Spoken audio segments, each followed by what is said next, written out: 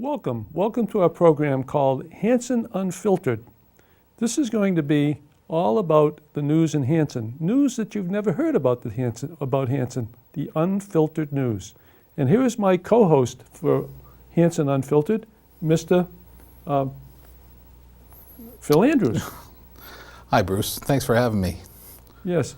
The Andrews family goes back generations in the town of Hanson, and they've all been involved in Hanson town government, many of them, and Phil has been part of that. So it's only natural that I'd like to bring in a Hanson resident who knows quite a bit about Hanson and can join me in talking about the important issues of today. Today's show is going to be all about the Hanson town meeting, which is going to be held on May 7th at the middle school at 7:30 on May 7th. And so we invite you to attend if you've never been to a town meeting before. It's a fascinating experience. And we're going to take up three interesting articles that are going to be appearing on the town meeting warrant. One about recalls, one about the regional school agreement, and the other one all about the possibility of pot shops in the town of Hanson. And Phil is going to be joining me to discuss those. But before that, Phil, we do that. Phil, I stopped by the town meeting, the town hall today, and I picked up a revised copy of the Hanson town warrant for the May 7th town meeting. So I'd like to present you with your official unfiltered copy of the town meeting warrant for May 7th. Thank you, Bruce. And I think we will proceed to talk about Article 32 on the town meeting warrant, and that is the very last article. So if we proceed to Article 32, the very last page, and there it is. Article 32, as I see it, Phil, involves rescinding our current recall law, which has been in effect since 1986. And I go back quite a ways in Hanson town government, and I was involved with the Board of Selectmen then, when I served from 1983 to 1986. And I actually revised and strengthened the recall in 1986. And the way I see this article going, it basically rescinds that current law, which incidentally is a special act of the legislature, and replaces it with a new law that would restrict the rights of voters to not only institute recalls against town officials, but restrict their rights to recall elected town officials who have behaved badly and misused the power of their office. Maybe you can tell us what Article 32 actually does and read some of the restrictions that it would place on the voters of Hanson. Sure. Well, I mean, in a nutshell, it really strips the voters' ability to judge for themselves, when an elected official, might be behaving poorly in office. Maybe someone's not fiscally responsible and risk bankrupting the town. Maybe someone is mismanaging assets in the town. Could be as simple as politicians that don't live up to what they've promised to do when they ran. I mean, currently, it's really up to the citizens to decide what's grounds to recall someone and potentially remove them. This really strips that ability away from the voter to make that decision themselves.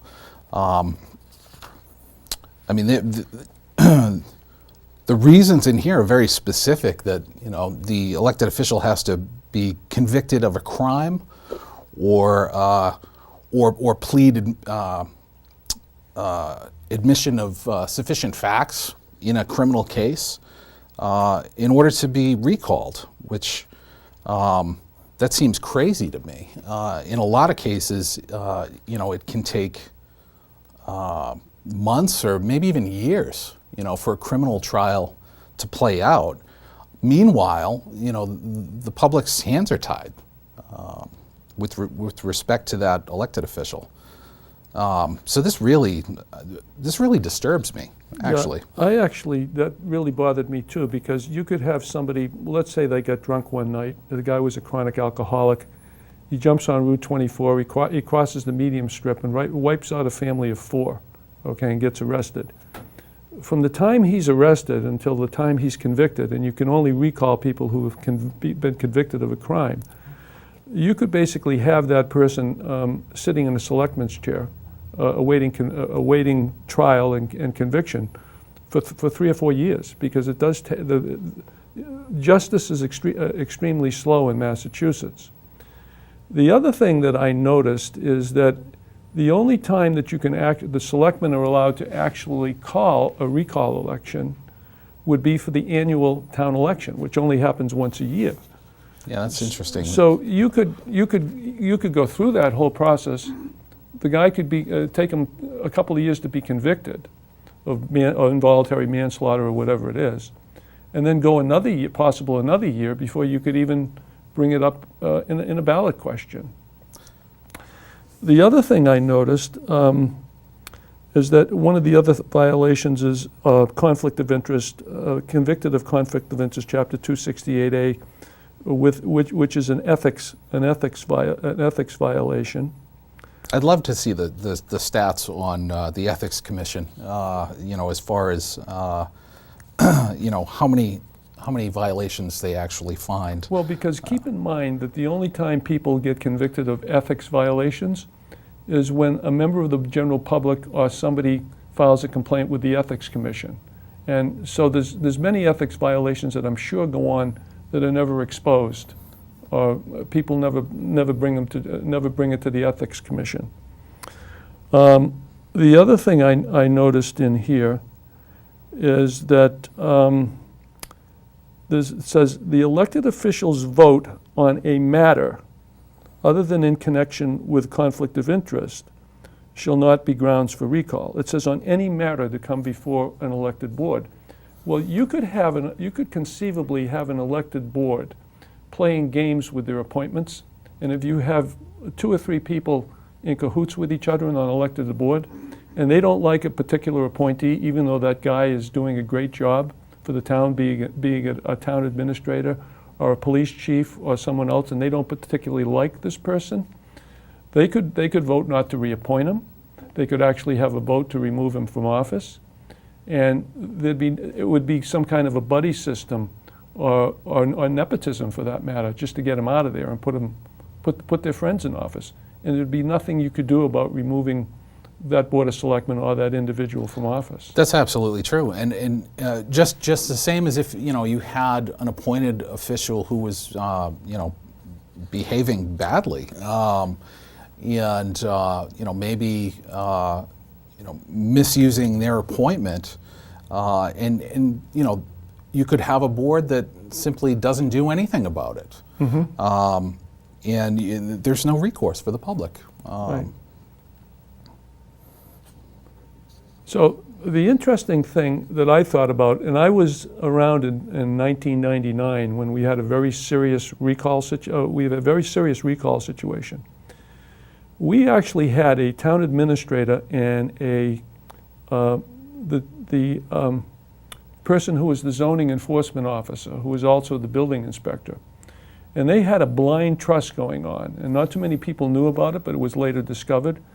And they were buying up at land auctions, tax title land auctions that were held by the treasurer collector in the town of Hanson, and buying up parcels of land for $200 or $300 that most people thought were totally worthless, except they then had the zoning enforcement officer magically turn those $200 or $300 lots into $80,000 buildable lots, okay? And then they would turn them around and resell them.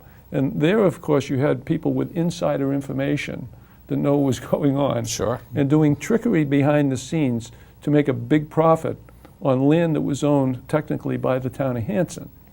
And it took a long time for people to catch up with them. And a chairman of the Board of Selectmen became involved in one of those lot sales. And he, behind the scenes, put pressure on the town collector to have her sign over to that blind trust contiguous parcels of land that were attached to a worthless piece of land that they bought. It turned that parcel into an $80,000 lot to be sold. And then it was discovered that he did that. He did that without the other members of the Board of Selectmen even knowing it. And so he was the public brought a recall petition against him for what he did, and he was actually, a recall election was held in 1999, and he was recalled from office, and rightly so. The other two individuals were later convicted of were indicted for criminal conflict of interest, and one went to jail, the other one pleaded guilty, and he paid a fine and also was convicted of criminal conflict of interest. So there is a situation where that particular individual who was on the Board of Selectmen for his role could not have been recalled under this particular law. That's right. And because he was never convicted, he was never tried with an offense, and he went to the grand jury and never cooperated with the district attorney and pled the Fifth Amendment, okay, and didn't cooperate. He couldn't have been recalled for that. So there's an instance where somebody couldn't have been recalled under this particular law that they want to put in place. This particular article was recommended by the Board of Selectmen by a 4-to-1 vote, with Selectman Jim Hickey the only dissenter for that matter. Sure. But I think you have an interesting thing to say about the chief proponent of this article and who that was, and the irony of that particular situation. Yeah, I got to tell you, I was really surprised when I watched the Selectmen's meeting to see Jim McGann really speaking in favor of this. And it really shocked me because Jim had a ton of support in his recall election of Steve Amico a few years ago. A lot of people came out to support him in that effort. And you know, Steve Amico, as far as I know, he didn't break the law, but the people were really unhappy with the job that he was doing, in part because I think a lot of people felt that he was misrepresenting some of the information that was going around at the time. And of course, it was the school, the big issue at the time was the new school to replace the McQuon School and the Indian Head. And there were some other reasons too. I think, you know, different people had different reasons for being dissatisfied with Steve, but you know, overwhelming number of people came out to the polls to recall him. And replay that now, you know, with this article passing at town meeting, and that you wouldn't be able to recall Steve. So, you know, I don't know if Jim is suggesting that, you know, running that recall election was a mistake for him, or if he feels that you know, there's a different situation here. But I was shocked. I was really, really shocked to see Jim supporting this. Right. Yeah, that was interesting. That you had the person who supported the recall and ran in the recall, and which he obviously supported the grounds for recall, or he wouldn't be running in the recall. Absolutely. I mean, I supported Jim in his, you know, in his effort to recall Steve, and I don't know what's changed. I mean, something smells really bad about this article because, you know, to me it just seems like a way for the board to protect itself, you know, from having to answer to the folks once they're in office. Seems like they want. Well, let me ask you a hypothetical question. Do you that. see anything positive about this particular article? You know, the only thing, the short answer is no. I mean, the one thing that, you know, maybe is there is, I believe, in this article, the requirement from each precinct. I think that actually is a little stricter than the existing recall law. It requires, I think, 10% of the total vote, which is the same, but in addition, it requires 10% from each precinct as well. So, you know, it sets the bar a little higher in that regard, but you know, is that an improvement? You know, marginally at best. Other than that, absolutely not. I mean, this. Yeah, and I don't want people to get confused about this recall law, because I've heard the proponents say that this will give you reasons to recall somebody. Will state the reasons. You have to have reasons for recall. The reasons for recall the grounds for recall have to be stated in your recall petition, okay? But those grounds are what you feel that person should be recalled for. So there are grounds for recall. There always has to be grounds for recall in that particular law. Yeah. So, It basically, this is the board dictating, Right. That you can only recall someone for these reasons here, whereas, right now it is up to the voter to decide. That's correct. And the big difference between the current recall law and this recall law, and I'll just sum it up and we can move on to the other article at this point, is that the current recall law puts it up to the voters of the town of Hanson whether they feel the grounds for recall stated in both petitions, and it's a two-part process, two-part petition process, whether those grounds for recall rise to the serious nature where that particular individual should be removed from office prior to the end of his term. And those grounds for recall are unrestricted, okay? In the new recall law that's being proposed, they're basically dictating to the voters of Hanson what those grounds can be, and only those grounds. And any other grounds, you're out of luck. So why would anyone go to the town meeting and vote to restrict their rights to recall an individual who they feel has misused the power of her office? And that's how I could sum that up. Yeah, well said. Okay, so let's move next to Article 21, which is an extremely interesting article, and I can explain a little bit about this and then get your opinion on it. Sure. Article 21 reads as follows: to see if the town will approve the amended Whitman-Hanson Regional School District Regional Agreement, a draft copy of which is on file in the town clerk's office, or take any other action in relation thereto. In other words, we've had a regional school agreement as it exists now has been in effect since 1992. If people don't know what a regional school agreement is, it's the agreement between the regional school district and the towns of Whitman and Hanson that lay out how the regional school district will operate in cooperation with the towns of Whitman and Hanson, okay? And I obtained a copy of that from the town hall the other day and went through it. And I saw a couple of items that were, that I thought would raise some controversy. If we go back to 1992 with the regional school agreement that we're now under, of course, in 1992, we changed the regional school agreement to accommodate pre-K through 8. Okay. Before that, the regional school agreement and the regional school just consisted of 9 through 12 at the high school.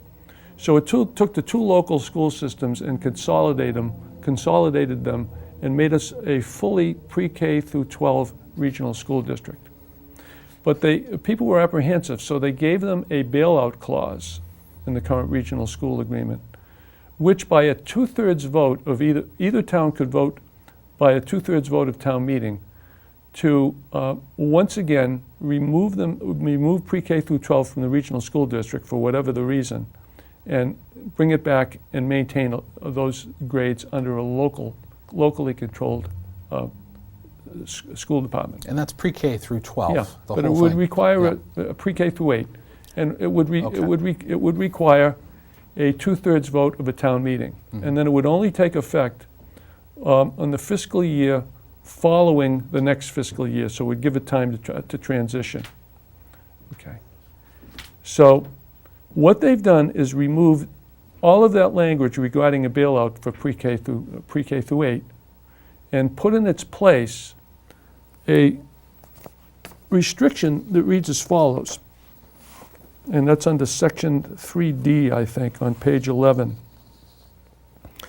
And it says approval of withdrawal. A request to withdraw, okay, be it wholly or in part, okay, from the region, shall become effective only if the amendment to the agreement is approved by a majority vote of the committee, which is currently, as you know, weighted in favor of Whitman 6-4, okay? Mm-hmm. So if the town of Hanson wanted to withdraw, and they voted to withdraw at their town meeting, they would basically have to go to the school committee and request permission to withdraw. So first they would have to get permission from the school committee. And then if that is approved, that would have to be approved by a majority vote at an annual or special town meeting in the member towns who are members of the region. That's plural, towns. Yes, towns, which means that the voters of Whitman would then have to give permission of the town of Whitman to withdraw from the regional school district, which basically I see it as holding either town hostage to the other town. If the other one town or another felt that, gee, it's no longer we don't think it's no longer the way in our best interest to financially offer the kids to stay in pre-K through 8. Mm-hmm. So let's get them out of there. We can't simply go to the town meeting and state the reasons for it and say, let's pull out of this. We would have to get permission from the school committee, and then we would have to get permission from the Whitman voters in order to pull our schools, including the Indian Head and the middle school, out of the regional school district and all of our kids. So I just wanted to get your opinion on it. I'm looking for the silver lining here, and I'm not finding it. So Hanson voters Yeah, will essentially give up their ability to withdraw from the regional school district. And the school committee first has to vote on this, yeah, right? And then we're going to allow Whitman to have a say in whether or not we can pull back our school PK through. Well, I guess any modification of that. If we want to pull some of that back into a local school district, we've got to get Whitman's buy-in also. This seems ridiculous. I don't know why. What are we getting for this? What is the benefit for this? I certainly see how we lose control. Keep in mind, one of the reasons I heard for it, consolidating this in the terms they have it now, was that if either Whitman or Hanson decided it wanted to pull out either totally or partially pre-K through 8 or pre-K through 12, then you would be left with only 2 local districts anyway. Okay. In other words, if we pulled out pre-K through 8, there would be no regional school district for Whitman with pre-K through 8 in it, because they'd have to pull out their kids, and now they would be forced into local. So that was the rationale that I heard. So if either town wanted to pull out, then the other town would have to vote on it. But if the other town wanted to stay in, see that there's the whole contradiction in terms. Right. And one of the reasons that were made by and I watched the Whitman Board of Selectmen meeting, and at the Whitman Board of Selectmen meeting, it was a very narrow vote, 3-2, and this was the reason why the other 2 members of the Board of Selectmen refused to vote on this, because they felt that they could be held hostage by Hanson. It's interesting. It's a very interesting concept. If one town feels like the ship is going down, I'm not saying that they that's can bring going the to other happen. town with. It very seldom Sure. happens in a regional school district. But let's remember Pembroke over in Silver Lake. Absolutely, They did it. They did. Yeah. So it does happen, and it happens on a rare occasion. So you have to prepare for these things. But let's get into our last article before we close up. We've got about 5 minutes left. So let's get into article number 27, because that's a really interesting and controversial article. And article 27 basically establishes zoning, business zones on which pot shops can be. But not only pot shops, there's a whole list of things that are can be included in that zone. And it includes marijuana, craft marijuana cultivator cooperative, marijuana cultivator, marijuana establishments, marijuana productive manufacturers, marijuana retailers, and marijuana testing facilities. And this just establishes a zoning bylaw in the town of Hanson. In those business districts that it can be allowed. This isn't saying they're going to be allowed, because they have to go through a licensing process with the state and with Sure. the town before that takes place. But I wanted people to be aware that this is on the town meeting warrant, because this establishes where it can be in Hanson. And if you look at the bylaw, you can see that that particular zone where it's allowed goes from the industrial park in Hanson, basically down up through and including Bryantville, the Bryantville section, and various areas in between. So essentially Route 27 from East Bridgewater Yeah. to Pembroke. And I think it only includes businesses on the east side of the railroad tracks, beyond the railroad tracks headed towards Pembroke. Sure. And then it includes some areas up by 27 and 58, and includes areas up near the Bryantville line, right on the Pembroke line up there. I also wanted to remind the viewers that when the marijuana law was passed in 2017, I think it was either in July or August, it gave each town, whether they voted for it or against it in the 2016 state referendum, a second crack of the apple. And I see towns like Pembroke, East Bridgewater, and Whitman, who border us, have already banned the sale of pot. So give me your opinion on where this is going. We've got about a minute and a half or 2 minutes left, so we have to wrap this up. Well, I mean, it certainly passed by a narrow margin. And as I understand it, every town in the state has a right to a second crack at that. I can't think of any good reason why the voters in Hanson shouldn't be afforded that Second chance. as well. One of the things that might be interesting is what this will do to property values in those zones. But it sounds like there's no intention to give the voters a second crack at this right now. But it seems to me that we should. Okay. We're coming up to time here, Phil, but I want to thank you for joining me in this first episode, Well, this is basically, great. of Hanson Unfiltered. The Hanson news behind the news that you always wanted to know about but never knew. So this will bring us right up to time here on our first program of Hanson Unfiltered.